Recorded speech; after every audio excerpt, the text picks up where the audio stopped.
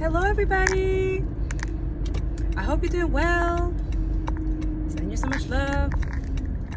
Welcome to my channel, or if I post this in the other apps, you know.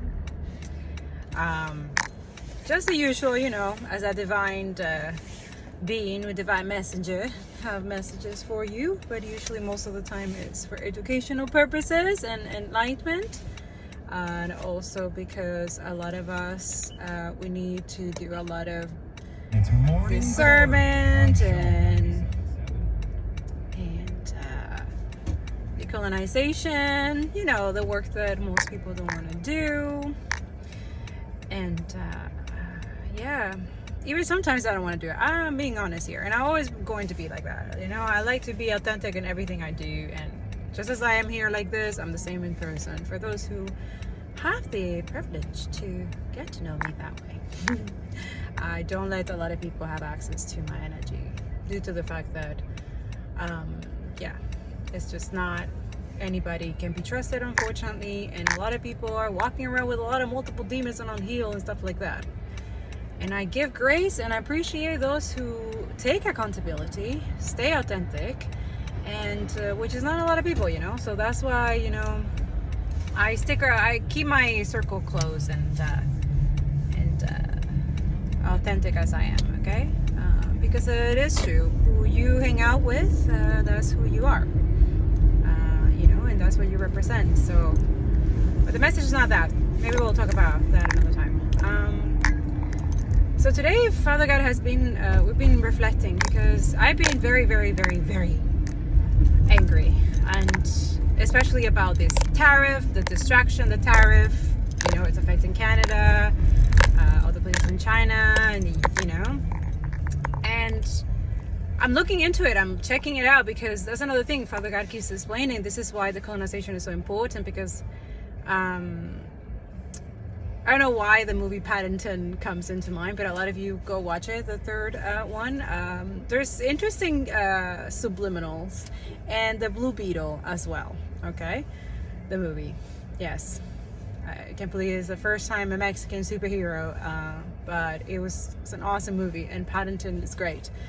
But one thing that came up a lot, it was the whole, the guy with the white colonizers' obsession with gold. And that really resonated. I was like, God, he's like, that's what I mean. This is why he wants a lot of y'all, white people, everyone, pretty much everyone, because we all have like dark, sinister, and vile ancestors, colonizers, right?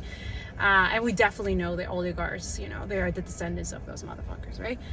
If not, they wouldn't be operating how they are operating.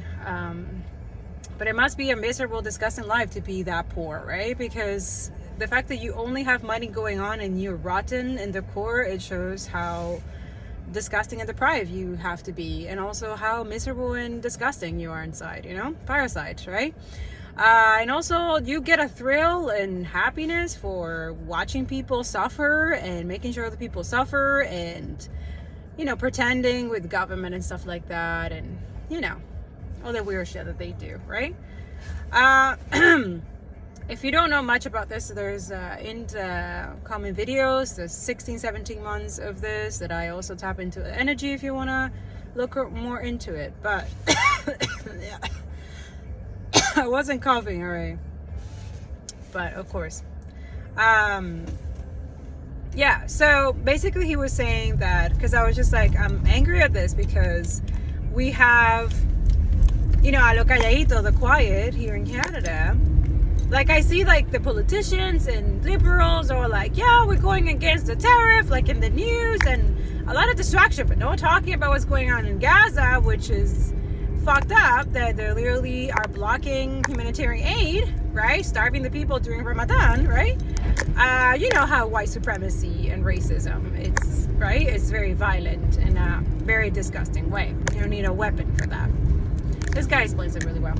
You have no idea how harmful white supremacy is. It does not just manifest in the form of overt violence, like police officers pulling the trigger or hate groups marching in the streets. White supremacy kills in the classroom, where black children are disproportionately disciplined, placed into special education, and denied access to advanced coursework due to the implicit biases of their teachers. It kills in the workplace, where black professionals are underpaid, overworked, and overlooked for promotions despite their qualifications. It kills in the doctor's office, where black patients receive lower quality care and their pain is dismissed and their health outcomes suffer as a result. It even kills in the supermarket, where black communities are systematically deprived of fresh food, forcing them into nutritional deserts that contribute to long-term health disparities. White supremacy is not just an ideology, it's a system designed to choke the very existence of black people at every level of society. And you do not have to call someone the N-word to uphold white supremacy, nor do you have to wear a hooded sheet. White supremacy operates in the mundane, the unnoticed, in the everyday decisions that maintain racial hierarchies. It exists in school curriculums that erase black history or frame enslavement as a necessary economic system.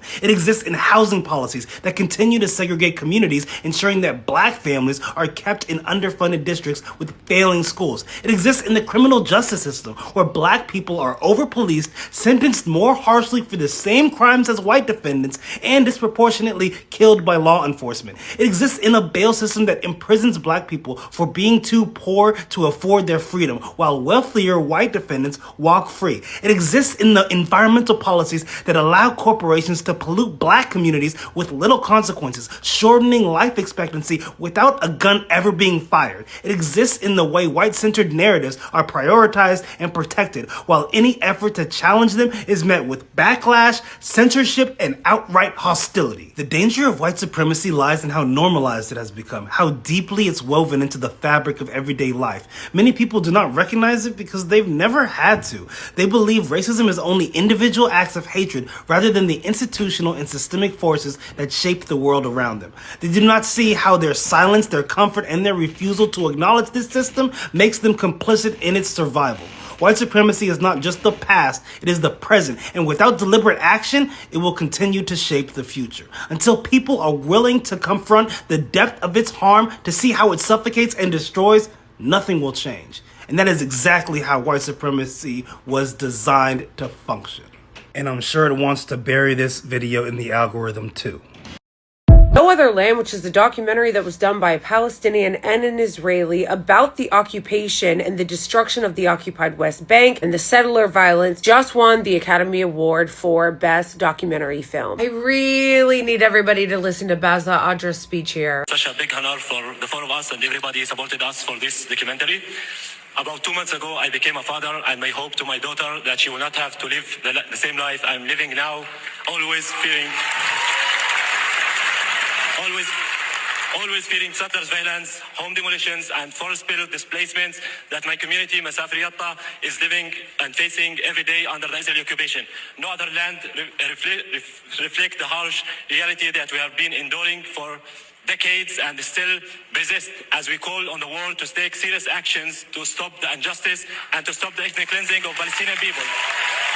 Beautiful. I need people to understand also what a big deal it is for Palestine to even be recognized at a place like the Oscars. Palestinian erasure in the West and in our media is regular programming, so the fact that this got through, I have not seen it yet, but I will be seeing it soon. It is still in theaters in Brooklyn, and if you have an opportunity to see it in the theater, definitely go do so and support them. Everybody needs to see this film. Zionists are melting down right now on Twitter because they are so angry that they won an Oscar, because it's going to bring more attention to the plight of the Palestinians, to the genocide in Gaza and the occupation of Gaza, but also to the decades-long occupation. Because understand something, right now in the occupied West Bank, they have driven 40,000 people out of their homes just in the last few weeks. They've illegally rolled tanks into there, and they are terrorizing people there and leveling homes as we speak.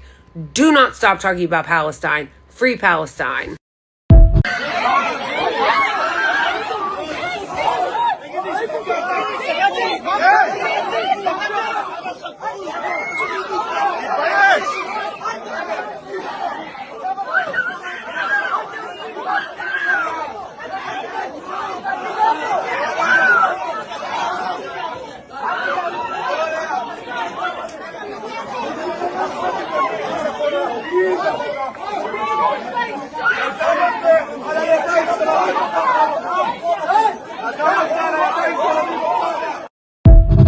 lot of people have a lot of opinions on the Oscar win for the Palestinian documentary yesterday, and that's fine. You can feel however you want to feel about it. Me personally, I am celebrating it as a win because it was a Palestinian film made by a Palestinian who got on stage in front of a bunch of Zionists in one of the most Zionist industries on the planet and said on the biggest Zionist stage in front of a bunch of Zionists that Palestinians are being ethnically cleansed from our lands. I personally believe that the speech should have stopped there. I don't feel the need to listen to Israelis speak about our issues, regardless of how involved they are in a project. I also like to believe that Palestinian filmmakers like Bassel are able to leverage Israelis to push our narratives in front of people who refuse to listen to them. And I believe all of that while also still believing that every Israeli is a settler and none of them belong on Palestinian land. If you as a Palestinian feel differently about that, I respect and honor that too. We are not a monolith. We don't all think the same, especially if you are a Palestinian living in Palestine. Nobody in diaspora is allowed to tell you how to feel. The problem for me is that this is now the center and focus of the conversation, that whether or not this is a win for Palestinians and for Palestine, instead of what the film was actually about, which is a village called Masafer Yatta that is continuously being decimated by Israeli settlers who are protected and backed by the Israeli government and Israeli military. So we should be leveraging the algorithm that is currently talking about this Palestinian film that won at the Oscars last night to further advance the story of what the film was actually about, which was Masafer Yatta. Just 2 hours ago, this video was posted from that village.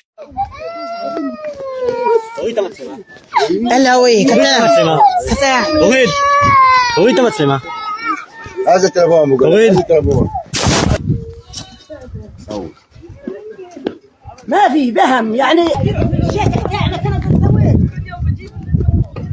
مدرسة فيش في سكان البيت بس فيش حدا البيت تام فيش في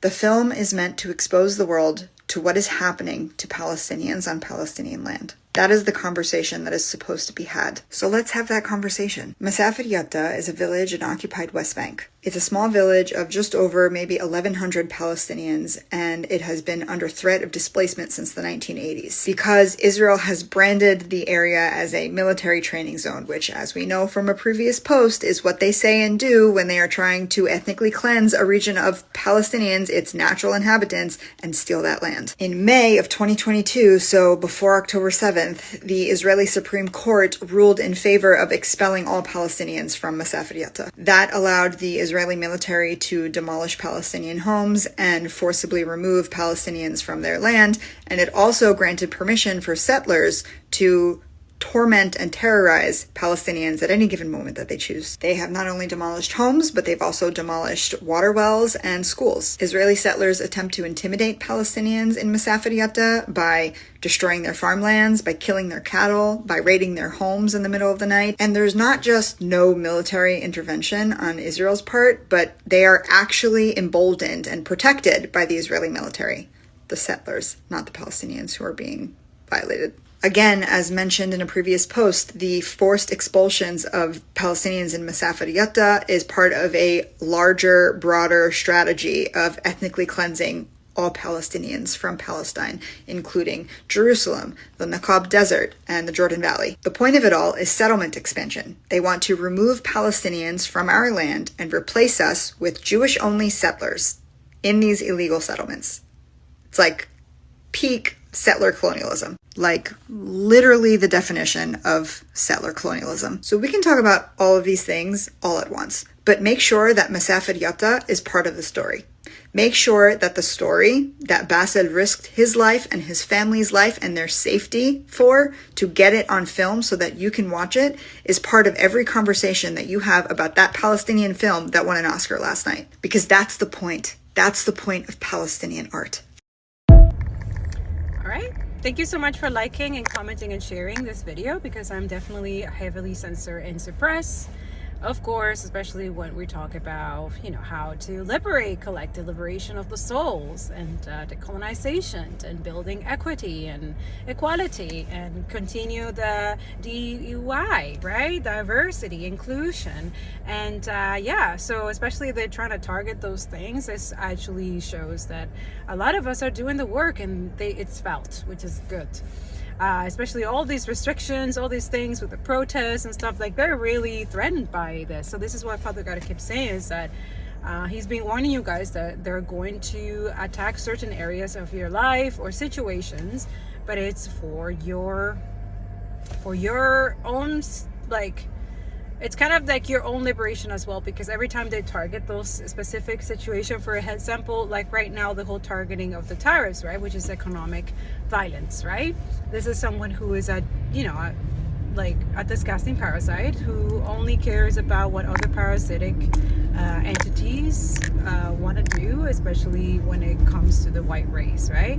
So he's saying that right now, those who are targeting those specific areas, for example, economically or in finances or housing, because this is what's going on in Canada here, it's very quiet. This is why Father God keeps saying that it only benefits colonizers and benefits those in power, that you guys are not more politically inclined with your own industries, your own communities, your own MPs, your own, like it really does benefit them. Okay, so that energy also is a racist energy. When someone says like, oh, you're too political, that's your political views, that's your own opinion, that is a racist notion. That is someone who enables, and it's okay with injustices, it's okay with inequality, and it's someone who benefits from capitalism, right? So, and most people who are, especially white descendants, but also people who are in that anti-black energy, where they are black or indigenous or whatever, Arabs or whatever, and just because they want to be closer to whiteness, so they want to benefit the privileges of that, they will, betray their own kind, which sucks, because that's like, I call them the Peters, okay? And then there's the Judas, okay? If you don't know what the Peters and Judas, go read their story, okay? It's very clear in the Bible. But yeah, so the Peters, okay, they will deny. Ooh. Interesting. Yeah. They will deny their own people 3 to 4 times, because they want to applicate to other people. They want to look good to other people. They don't want to be criticized. They don't want to be pointed at, kind of like that, right? So be aware of the energy, the betrayal. Learn from Christ consciousness, where he left us behind, what he did, how he ended up healing that, because that requires healing as well. That is a heavy betrayal. But I don't think even Christ had the chance to even heal, right? But he's the Son of God, so. But even then, as a human form, he didn't even have time for that, because right away he was put in, crucified, beaten, and stuff like that massively. So all of his healing energy was literally just prayer, And for a lot of us, I think that's it. Like, how he prayed for his enemies, he prayed for Peter.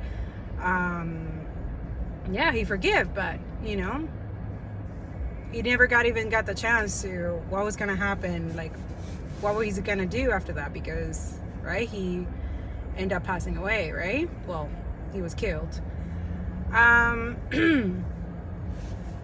Murder, just like how we sacrificing and murdering Palestinians right now, right? Or it's been happening for 77 years, but the lie and the propaganda is really crumbling now, and a lot of people are seeing it. Please watch No Other Land, okay, if you're able to see it, okay? There's different opinions right now from the Palestinian community diaspora and other people in the same Palestinian diaspora, but be aware that the enemy colonizer is expecting you guys to be divided and discord within each other, because remember, division is their main weapon. So we cannot give it to them, okay? You can have your opinions, you can have your saying, okay? And I know Father God makes it in a way that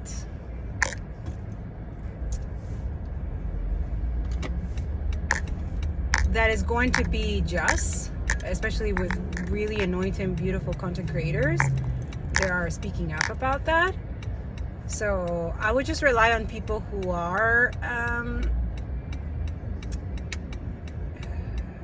I wouldn't say remaining neutral, but I will say more like understanding both sides and understanding the history, right? Because when you understand the history, you understand. And this is another thing where Father God was saying is like education is really liberation.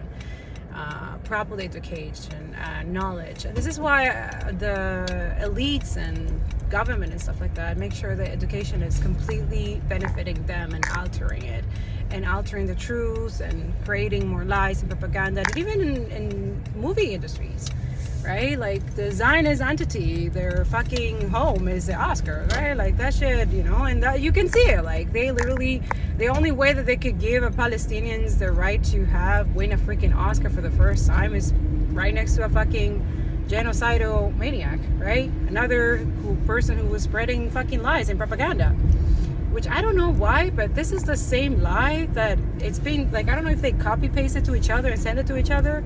Okay, this is what we're gonna say because I don't know, man. It's weird that they all say the same thing to justify war crimes, okay?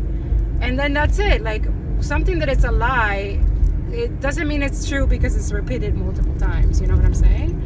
And the thing is, another thing Father God was saying, like the truth is felt. This is why you know when it's a lie. You feel uncomfortable. You feel like, oh, something's iffy about this shit. Yeah, it is. And the truth, it's clear as water. You feel it in your bones and your soul. Those who have a soul. And unfortunately, a lot of people give up their integrity for money, right? So those already lost their soul, right? So be aware of that and conscious of that. This is why you have to protect your energy. Father God wants you to protect your energy, but to continue speaking up. Something that Francesca was saying also that way, that anti-Semitism energy is a form to paralyze you guys, to make it, because you know you're not. You're not. Being against Zionism, which is a fucking fucked up ideology, and it's not anti-Semitism because you know that Christians are fucking Zionists now. You know there's even Arab and all kinds of weird ass Zionists everywhere, right? There's like a fucking spread cancer, right? And then people use it now to justify themselves so that they're not prosecuted or they're not like look the wrong way. And right away they say the anti-Semitism card to, no, it's not. It's just a fear tactic, okay? And I love that she said the other, I'm going to try to find the video and put it here. But she's. And the best way to respond to the allegation of anti-Semitism is not to be afraid, because again, this is a mafia style intimidation technique, accusing you of something you are not committed so that you are scared, or inferring consequences that you might face because of an assumption, because of a dogma. And this paralyzes you. So do not engage, do not entertain, but speak out more with pride and conviction. And it's this thing, we need to fight this because it's right. Doesn't matter where it's taking us. I couldn't be any different, like Gabor. Yeah, I cannot be fired. I've put aside my self-interest and anything, it's my career. It doesn't matter. Now it's about saving lives. And if we don't do that in the time of a genocide, what are we? What kind of monsters are we become? And She said it's a form, it's kind of like a mafia tactic to, to keep people in their line, right? Like those they're trying to oppress. Okay, so be aware of that, because even Jewish people, like the real Jews who are anti-Zionists, they're saying like you cannot use that to justify what genocide and a Holocaust. That's fucked up. And if you are doing that, we're not gods, okay? And only God can judge people like that, and he's doing it accordingly. Just because you guys think that you don't see what's happening to someone or the karma that someone is getting doesn't mean that it's not happening. It happens in multiple forms. And most of these colonizers, they keep it very quiet and low because they don't want people to know. But we know, at least seers and prophets, right? Those who have all the clairs. But you don't judge, right? You don't call them out. You know what's going on, right? So that's why Propaganda is anything that crosses your eye line. If you can see it, it's influencing you, therefore it is propagandizing you. I studied marketing and communications in college, and then I went on to work in PR and audience research for 3 years.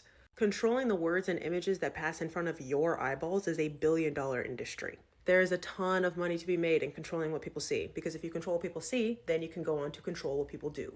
They're not going to tell you that every single thing in front of your eyeballs is propaganda, because if they tell you that, then you're going to start questioning every single minuscule aspect of your reality. And if you start asking hard-hitting questions about your reality and how we got here, that doesn't bode well for the people that are in charge. Probably the simplest, but still the most effective use of propaganda that we still see every single day is the American flag. We are all told that we are Americans from when we are toddlers. We are introduced to the concept of America and the American flag from when we are extremely young and our brains are very soft and malleable. They kindly withhold all of the information about how this is a settler colonial state and simply present this to us as the land of the free. This is our home.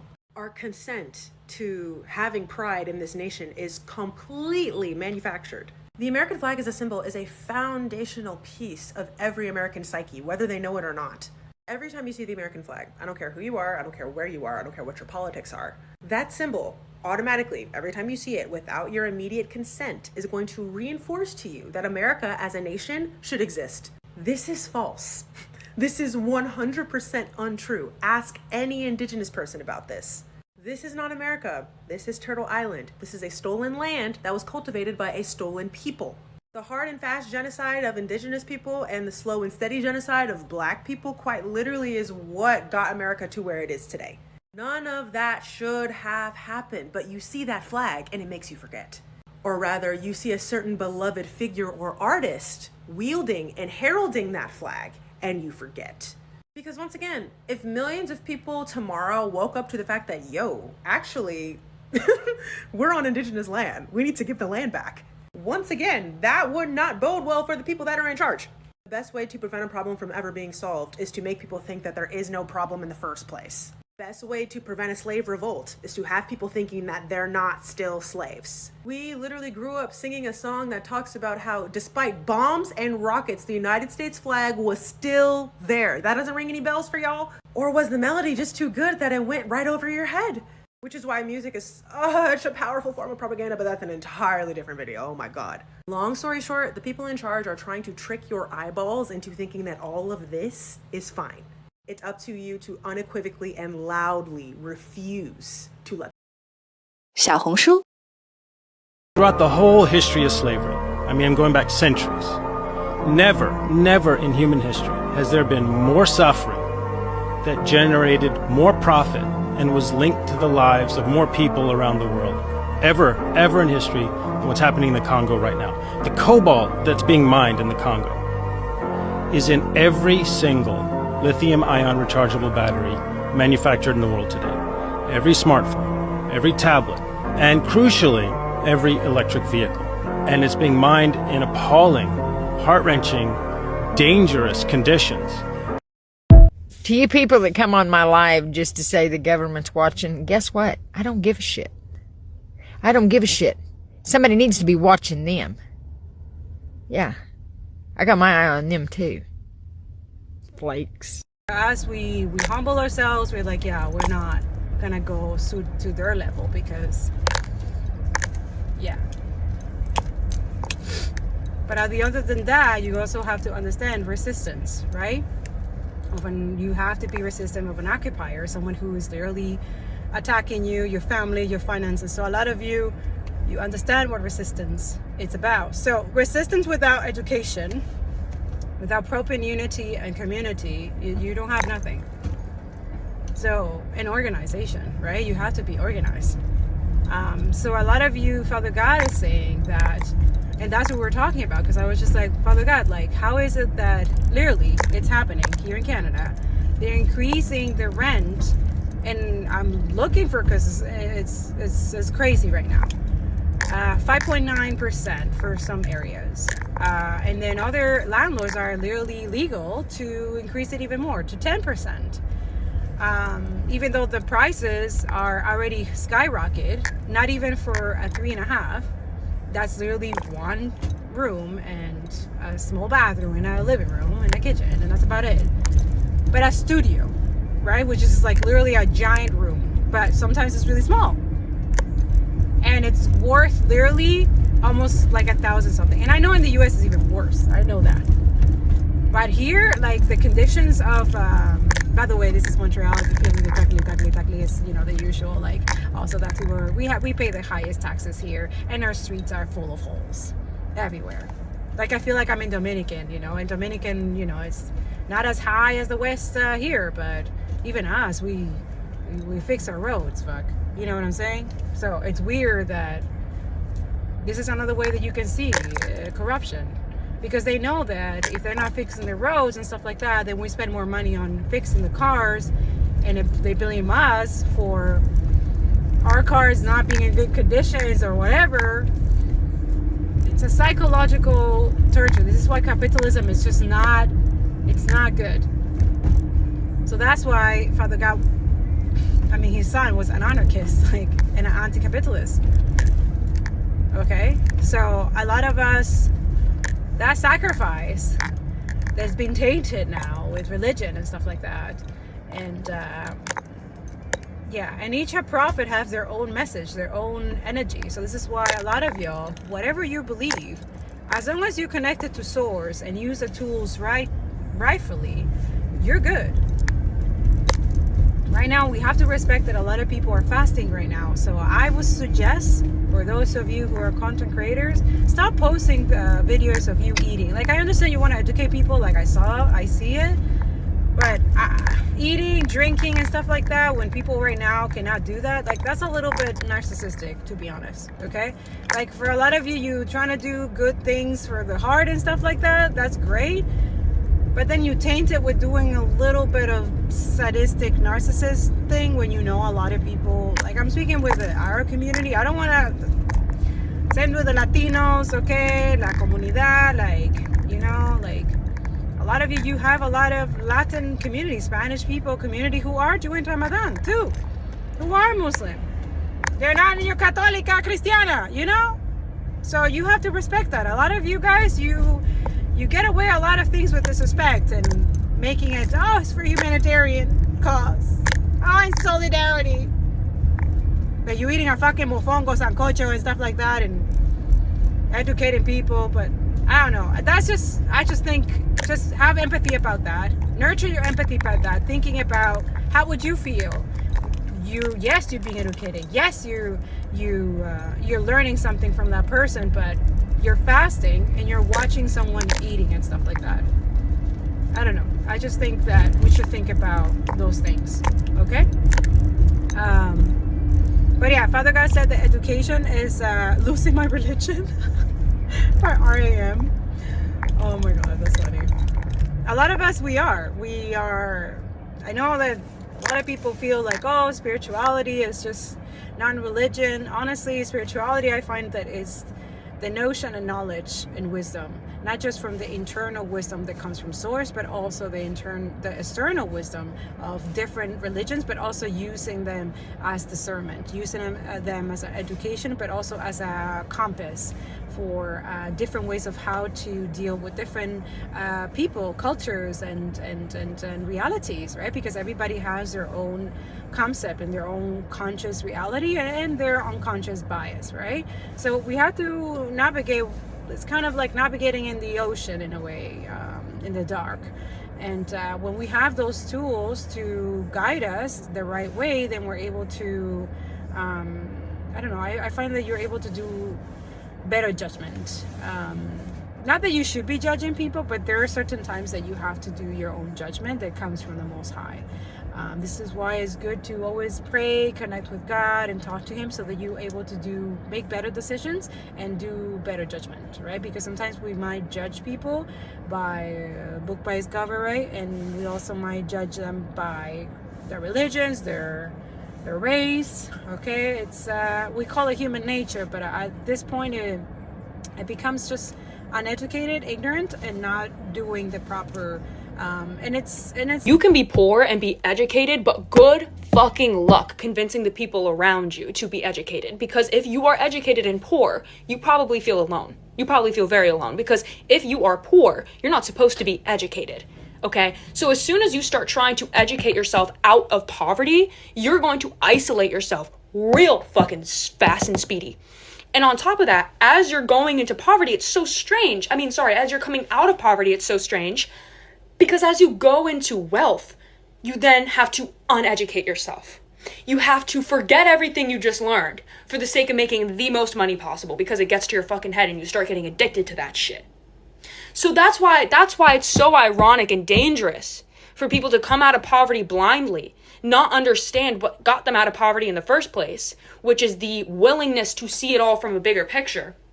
And then they just get swiped up down the opposite side of the pipeline, on the other polar end. Like, you see what I mean? Like, when you're poor and uneducated, you're comfortable and you're safe. You're poor as you're meant to be. When you're poor and you're educated, they will ostracize you. They will make you feel bad for being smart. And by they, I'm talking about the poor people around you. Crabs in a bucket mentality. When you're surrounding yourself with rich people, it's, oh no, that's too deep. That's too much. Let's not talk about the real factual, historical stuff. The educated stuff. You'd think that the goal of education is to accumulate wealth, to like continue learning, to continue spreading that. But in this economy, the goal of education is blind ignorance. That's from what I can tell. Now, please correct me if you feel otherwise, or if you feel differently. But as somebody who first grew up in the United States and then went to high school in Costa Rica, where I met and saw firsthand neo-colonialist expats like move to Costa Rica and basically colonize the area and call it tourism, that's boosting the economy. By what standard? By whose standard? Like, we're not questioning these things. We're just like egoically, blindly going into a foreign country, not realizing we're doing, oh my God. Anyways. I came back here and I saw everything with like new eyes, and I haven't been able to shut up about it. So it's intentional, right? Like, they're intentionally are putting censor and restrictions for people not to get educated, for people not to be wise, and or having that wisdom that comes, that other people may have, that others don't, that they're able to share, and and that's it. Like, the more I feel like, the more we educate ourselves, we work on those things, we continue the boycott. That is also another education. That's a financial education. That is a political education as well. And you're learning it. Like, look, Canada is like, oh, we're going to no more alcohol for USA. Like, for real, is alcohol a necessity? See, when you're educated, you ask the right questions. Like, it looks like failure. It looks like brave. Wow, look, they're finally doing something. Are they doing something? Have they reduced the house crisis that we have here in Canada? Have they reduced the grocery and food and stuff like that? Has it reduced yet? Because that's the point. Tariff is literally increasing everything with that. So right now, in a quiet, they have increasing the rent massively. And it's really hard to find housing, which at this point, that's why housing should be free. I think education, housing, and food should be literally affordable or free. I know for a lot of people, food, no, yes, they can afford it. Our government can afford that. They can afford to house people. They can afford it. They did it. Remember during COVID? They even pay us to stay home, didn't it? They can't. Don't let them fool you. And a lot of you need to investigate, because most of the people who own housing and stuff like that is your own politicians. And you need to hold them accountable. That's why being political, you need to educate yourself about that. If not, you're going to let fucking abusers take advantage of you. For real. Have you ever seen anything like you saw in Gaza? No. Never. And you try to prepare yourself for a visit like that. You talk to people who've been, but nothing can prepare you for that. I feared the worst, and it was much worse than I'd anticipated. And it's just wasteland for miles and miles and miles. People are talking about a resumption of the conflict. There's nothing left to bomb there. My staff, who stayed all the way through this conflict, had to use GPS to find where their homes were, because there are no landmarks to navigate by. You see people pulling bodies from the rubble. You see animals going through the rubble looking for corpses. It's a horror show. It's a complete horror show. As you get into the south of Gaza, you see life coming back a bit more. But certainly the north of Gaza, it's utter devastation. And yet, everyone I met said, we're determined to stay, give us a tent, give us some fuel, we'll rebuild our lives. President Trump, of course, has his plan where he says he wants to remove the people of Gaza. The UN's been very clear that it does not agree with that. What's your view in that? Can people stay in place while Gaza is rebuilt? Well, I mean, the conditions are absolutely devastating. And, you know, it's hard to imagine how people are managing to survive there. But I think we should ask the Palestinians, as I did. And the people of Gaza are finding ways to survive. They've survived months and months of this devastating conflict, and now they're surviving in the conditions they're in. And what they're saying to us is, give us the tents. And they're going back to the rubble of their houses. They're clearing away the unexploded ordnance. They're clearing out the corpses, and they're putting the tents back on the ruins of their houses and trying to live there.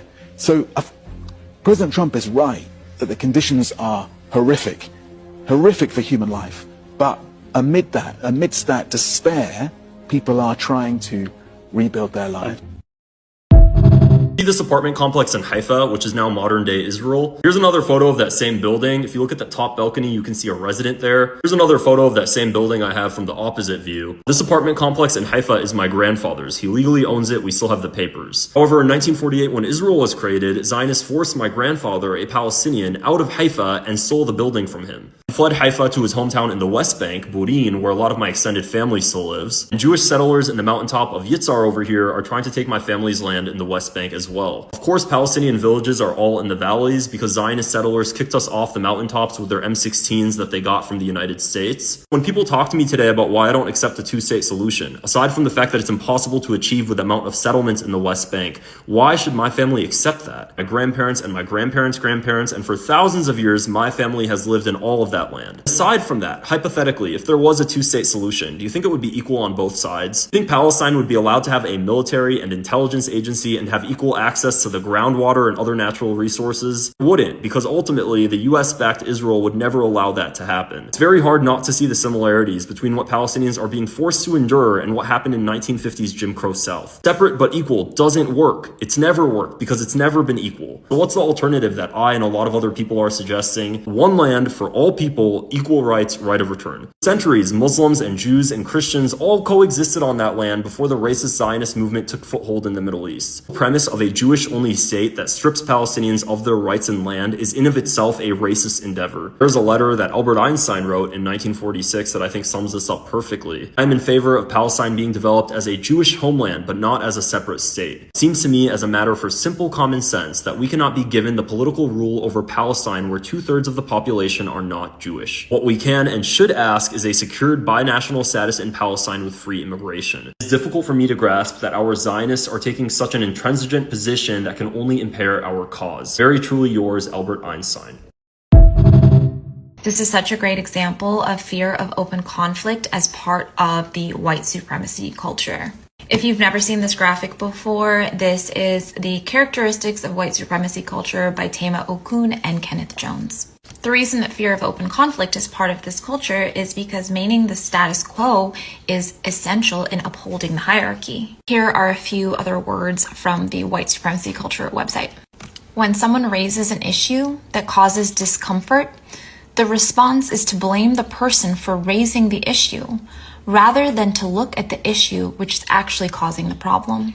Emphasis or insistence on being polite, setting the rules for how ideas or information or differences of opinion need to be shared in order to be heard. In other words, requiring that people calm down if they are angry, when anger often contains deep wisdom about where the underlying hurt and harm lies. You can read all of these at whitesupremacyculture.info. I'm also going to tag a creator in the caption who I saw some videos that she made that did a really good job of talking about this specific one. Hey everyone, this is Bisan, luckily still alive to show you this. Look at the huge amount of the empty bullets. I'm now in the north of Gaza Strip, And here, a sniper was sitting, sniping Palestinians. All of these empty bullets were shot at Palestinians in the north of Gaza Strip. And during his work, he was enjoying his Coca-Cola in Hebrew, as you see. So this is a reminder to boycott Coca-Cola and the other companies that were supporting and sponsoring the Israeli army during the 16 months of ongoing genocide, ongoing bombing, and still supporting them, by the way, until now. So before enjoying your Coca-Cola, just remember that a sniper was enjoying his Coca-Cola while sniping children, old people, men, women, civilians, destroying our homes and displacing us. Enjoy your Coca-Cola.